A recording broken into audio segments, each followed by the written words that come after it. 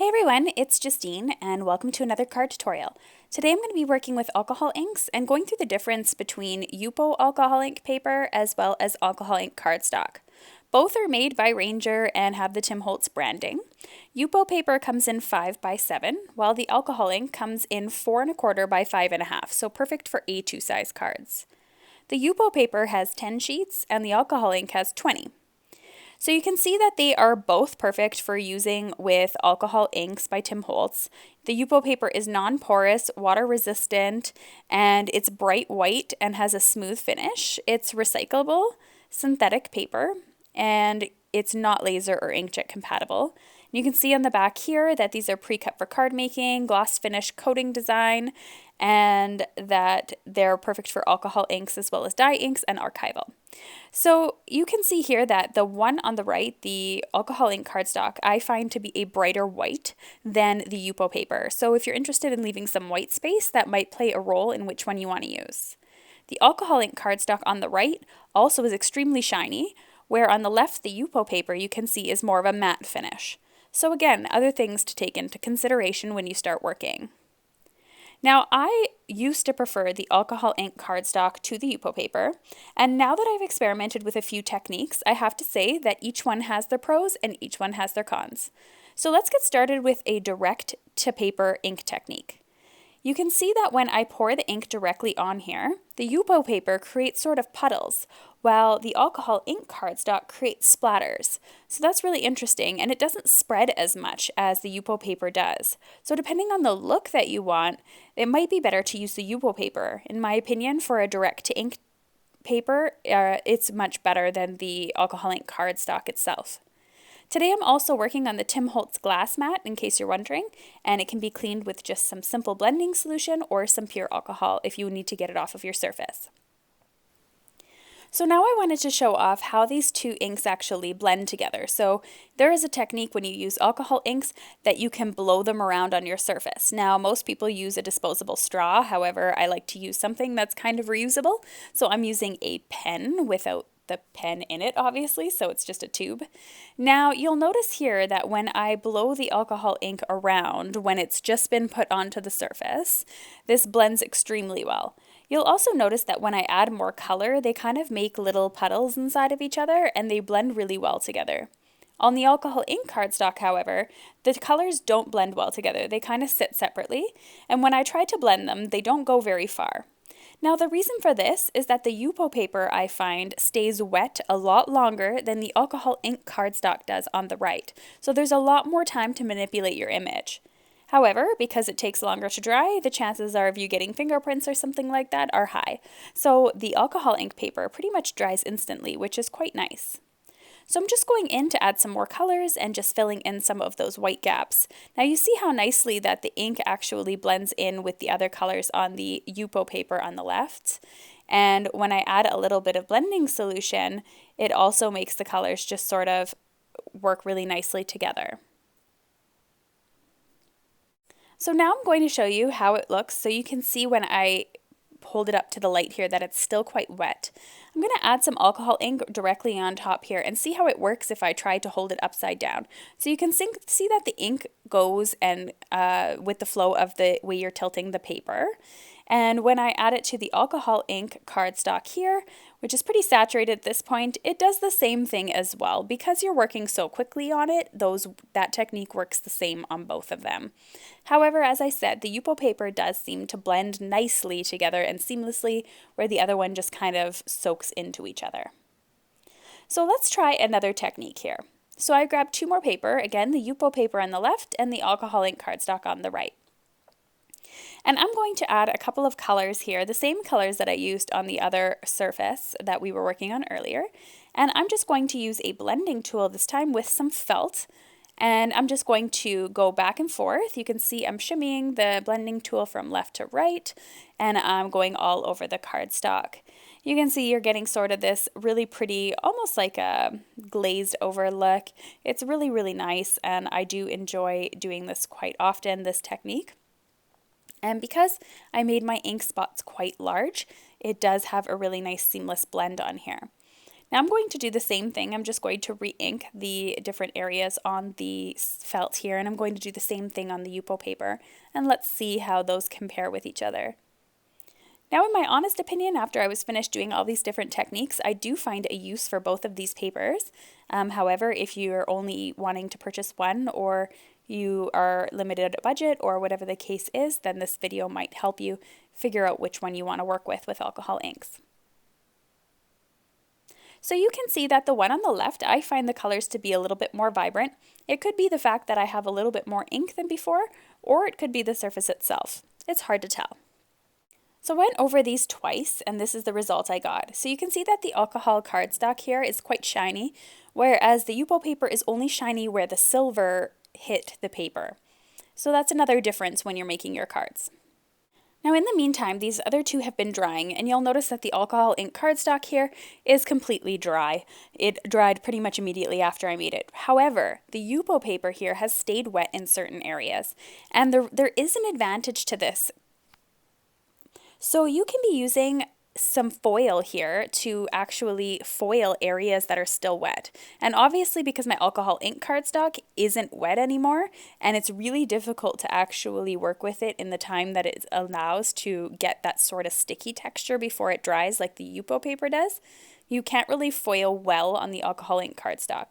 However, you can see here how well that foils on the YUPO paper, because the YUPO paper stays wet longer. And it is really important to get it to the point where it's not wet but sticky. And you'll be able to see that texture after a little bit of practice when you're holding it up to the light.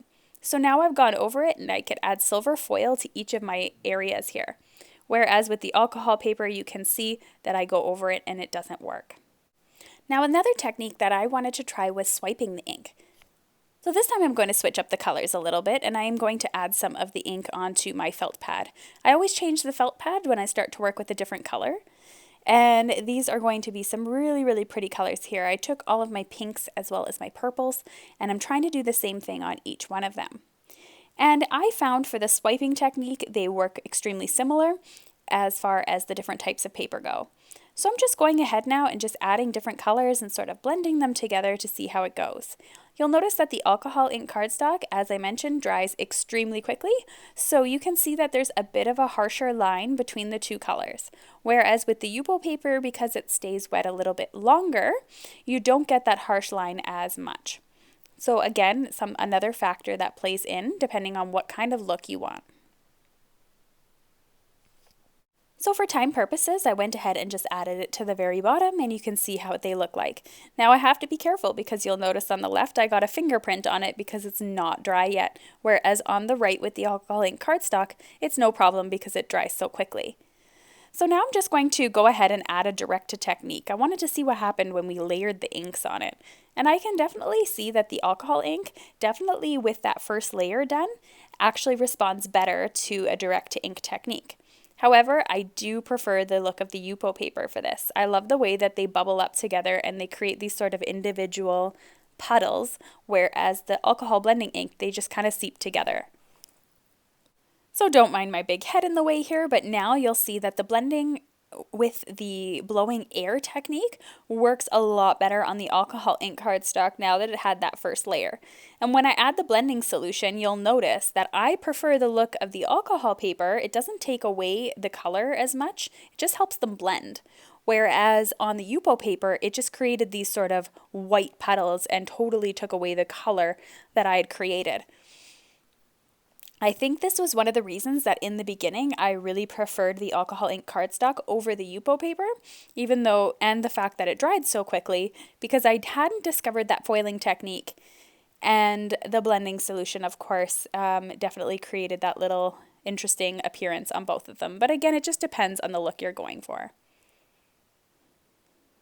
So I'm just going to continue to add different types of alcohol here and just blowing them around and seeing what kind of results that I get. So when I'm all finished, you can see again that the alcohol ink is nearly dry. Because I have so much ink on the alcohol ink cardstock, some of it did stay wet. So I was actually able to foil it. I just wanted to show you very quickly that just by using that blending solution, or I believe you can use pure alcohol, just wiping down my glass mat, just how easy that is. I'm just using a paper towel and some of that blending solution, and you can see how quickly my mat becomes clean. I'm absolutely still loving the glass mat. Okay, so now I have my panel here. And this is the alcohol ink cardstock. Now remember, we put several layers on here, and I was able to go in foil because I had that base layer of the swiping technique and the other colors then sat on top of it. It did work. But you'll notice on this one, when I hold it up to the light, so much more is still not wet but sticky. That's important. If it's wet, it's just going to kind of smoosh underneath the foil and it's not going to look nice. You have to wait for that perfect moment. Almost when it looks like a syrup, sort of a dried up syrup. And you'll see just how much that foils on top, and it just creates the most gorgeous look.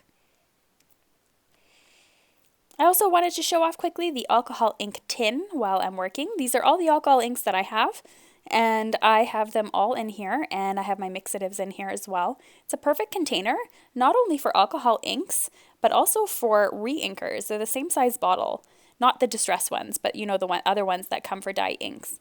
And I just love that container.